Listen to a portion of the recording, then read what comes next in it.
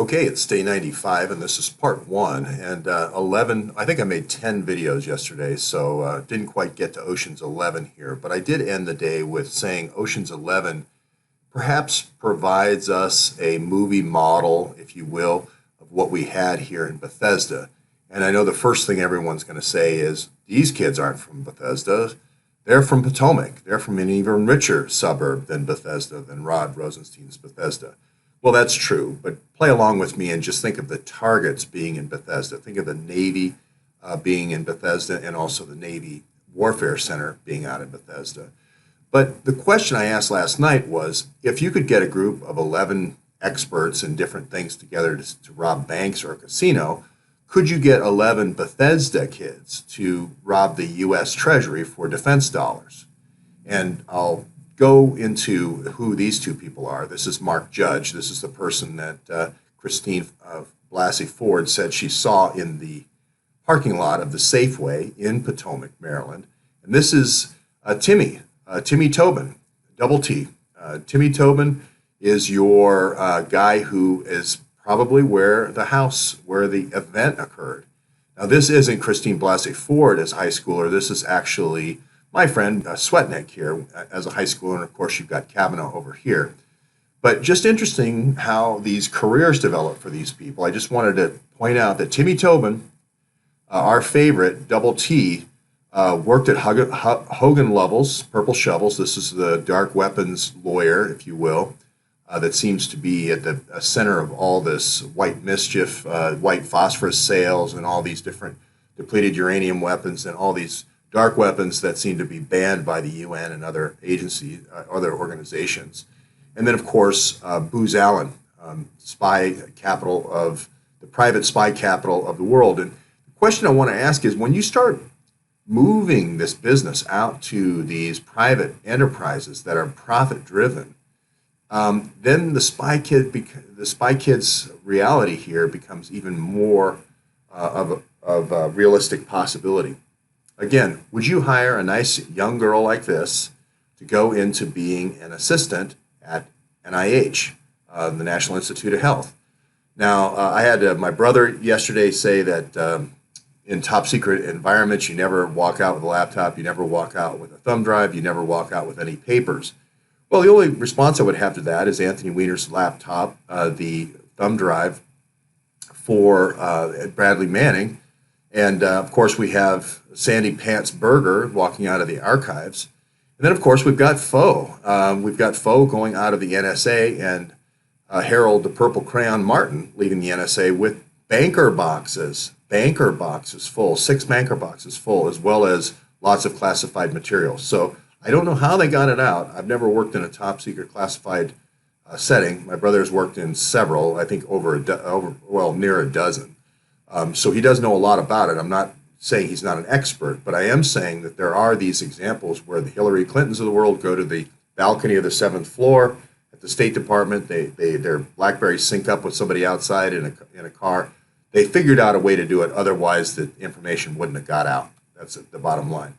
And again, here, NAVC, what I did is I took the testimony of Ralph Blasey's daughter and just listened to what she said. And she said that they were very close to this Naval Warfare Center that we went to yesterday. Again, get out of your mother's basement, get out and actually see these places for yourself. It's gigantic. It goes on forever. And then just went and did the trek between the Warfare Center, where she said her dad lived close to, and went to the Potomac, Maryland Safeway to see how far that was. And it was about a mile, maybe a mile and a half. But let me tell you, all the homes were gigantic. These are the wealthiest, largest homes I think I've ever seen in my life. They do not live in a small shanty, I can tell you that. You can tell that the grandfather Blasey and Ralph Blasey, the father, had friends like Nicholas Deek here, who was the banker for the CIA. Okay. Now remember, NAVC in 16 coastal states. Remember, we only have 21 in the United States. That kind of matches up closely with the 20 Blackberries that we had in Congress that were stolen around the inauguration. We have 150 acquisition programs for the Navy. Now remember, the Navy, 2/3 of the world, 3/4 of the world being water, right, is not just, the customer here is not just the U.S. Navy. One of the places I passed in Bethesda yesterday, or it may have been Potomac or Palisades, but very close to this facility, was the Brazilian Naval Commission. Again, navies all over the world buy their technology here, and it's proven out here, especially because a lot of the foreign diplomats are already in Washington, D.C., which makes this naval warfare center more important than all the other 9 surface warfare centers. Now, there's also undersea warfare centers as well, so maybe that's where we get to 21 or 22 Blackberries. But again, 150 acquisitions programs here. NAVSEA is 1/5 of the Navy, 1/5 of the Navy's budget. It's the largest of the 5 commands in the Navy. This is ground zero for where money is spent. Would it not be worth the investment in a team of spy kids and a girl that you could put in as an assistant to take papers home for the boss when he's working at home, or later on thumb drives, or later on a laptop, etc., to work at home? Would it not be worth putting together a team to do that? Well, you would want to take the targets down to Beach Week. We'll get there. But again, we go there, we identify the companies. We're not just speculating. Here's Redcoats. Here's Admiral Security Services. Might this have come out of all the different diplomats coming out here at the acquisition programs? Again, they live right next to it. They're showing the technology here. Might I not also recommend as a concierge security services? Might I not also recommend Redcoats as a way of doing the security at your embassy or consulate around the world, not just in the United States? Might I not also do data watch later on when low light cameras, high visibility cameras with image recognition and facial recognition come down the pike? Yes, that's exactly what happened. That is the story of Ralph Blasey. That is maybe not the story of Ralph Blasey's father, which was more around these acquisition programs, but then everything, all the peripheral services around the acquisition programs then came out in Redcoats, Admiral Services, and then, of course, Data Watch. Okay, sorry, I skipped forward here. So again, let's figure out how we're going to get the money. How are we going to get the money? Hey, all good Ocean's 11 teams figure out how to rob the bank, right? Well, if we're going to do compromise, we're going to get the girls. Where are we going to get the girls? Well, we can get them in the United States. That's fine. But then there's laws in the United States about rape for girls under 16. But hey, I got an idea. I'm a DuPont and you're a Dow. Hey, why don't we have a place near the beach where we all live in Delaware, Rehoboth, where also the Blaseys have a home. Let's have a place close by, not too far away. Let's call it Ocean Beach. And let's have Beach Week. Why don't we have a whole bunch of beach weeks during the summer, right? We'll bring in the girls from Ukraine, right? We'll bring them into the ocean resort that we own at the Russian retreat. That's in Centerville, Maryland, right? And we'll bring the girls down for Beach Week, right? And then we'll bring the spy kids and bring the targets together. We'll have somebody like a Jeffrey Epstein saying, hey, I know a whole bunch of hot girls that you guys can date. Let's go down for Beach Week. Isn't that exactly what's happened in this scenario? Aren't the EB-5s visas coming from the Ukrainian embassy where I was yesterday? Again, I go right to the location. I go right to the placard. I go right to the wall. I go right to the gate. So you can see it for yourself. And it's easier to visualize, obviously, if you have a picture, right? And so here I have Jeffrey Epstein saying, ask about Ukrainian visas? No problem. So ask him about Ukrainian visas. And then, now what happens when you get there? What happens when you get to the beach? I said it was Operation Underground Railroad. Believe it or not, I didn't spend up all night doing this logo. This logo existed before I woke up this morning. The CEO here, Tim Ballard, existed before I woke up. And you can see what his MO is. He goes into a location, identifies all the beautiful girls, brings them to a place like a beach club. In this case, this was an operation that was run in Haiti. I did this story over a year and a half ago. But they also ran it at the Royal Decameron here in Haiti and so forth. But they come in, they work with law enforcement, they have the low-light cameras, they invite everybody in, they film everybody, they arrest everybody, they leave, and then they they don't pay their hotel bill, and they throw all their cans and bottles on the beach. I interviewed the relative who ran this facility at Mirabaile. They're the biggest, rudest group of people you ever met. Ballard is ex-CIA. This program does come from, this is a DHS program, so that might confuse you, but it does come from the CIA. Ballard is ex-CIA.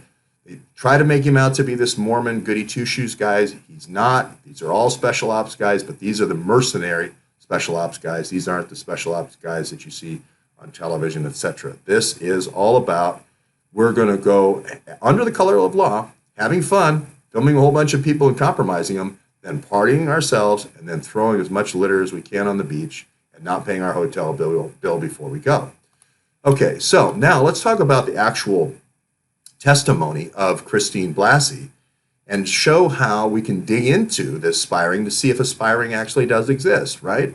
So let's talk about the calendar, right? Here's the calendar. Here's the Washington Post calendar that's getting so much attention now. And there's two key houses in this story, right?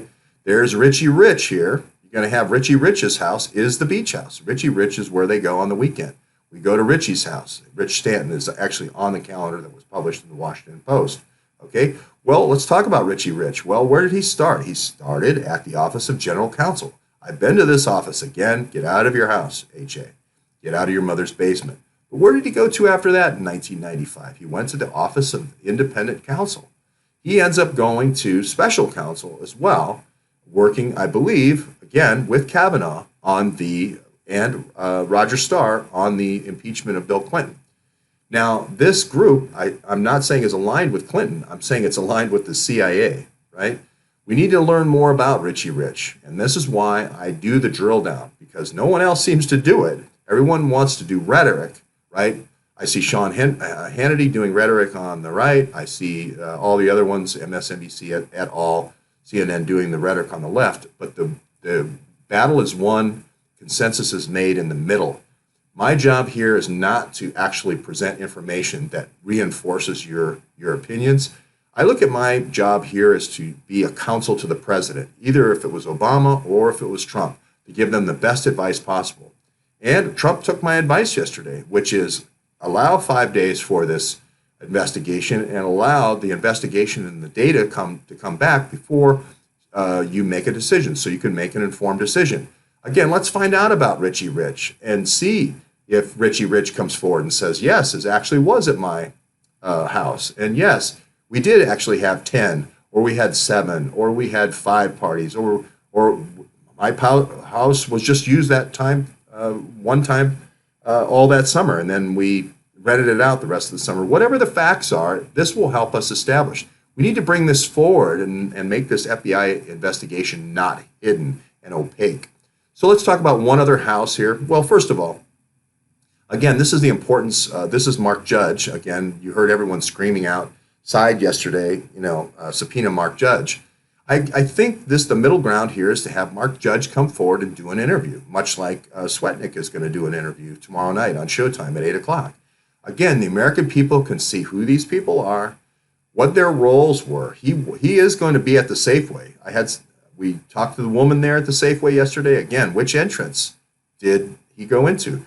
What Christine Blasey said is, I went to one entrance and my other friend went to the other. He was at the entrance I was. Was it at the left entrance? Was it at the right entrance? That's a question that Mark can ask. Were you managing the shopping carts? Were you moving the shopping carts when you met her? Do you remember feeling uncomfortable?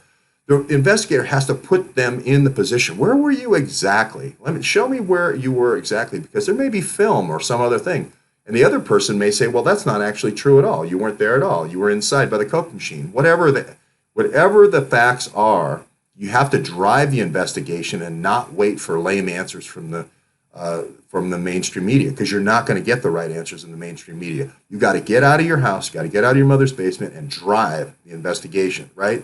So, and here, it's critical to the timeline. Mark Judge's part-time grocery store job could unlock the Kavanaugh accuser timeline. This is critical evidence. That's why you got to get out of the house and drive the investigation. Here's Tim Tobin, Mr. Booz Allen, Mr. Hogan Lovells, Purple Shovels. It was his house. Was his dad involved in the CIA? We don't know. We don't really know if Kavanaugh, the mother, was somehow compromised by CIA or whatever, that his mother was a federal judge. We do know. I just want to end up here with Swetnick. with Julie. We do know that she ends up with 6 clearances in her career. We know that she goes from the Office of Personnel Management, which was hacked. She goes to DHS, that got hacked. IRS, that got hacked. You go across the board, and remember, she's an expert in Drupal. And I'm not saying she is the one doing this. I'm just saying you can follow up someone who's putting in credentials, if I have their laptop, like Laura Everly, and then use that same machine that they use to hack. So she ends up in all these critical places. Would these CIA folks that are trying to get this money, get these 150 acquisition programs in 16 states, the largest part of the Navy budget, would they do something like that? Would they actually build a backdoor into Drupal so they could get all the answers and get all the defense money for themselves? Would Hogan Lovells do something like that? Would Booz Allen do something like that? That's the question you have to ask yourself before you dismiss the idea of the spy kids of Bethesda and the Ocean's 11.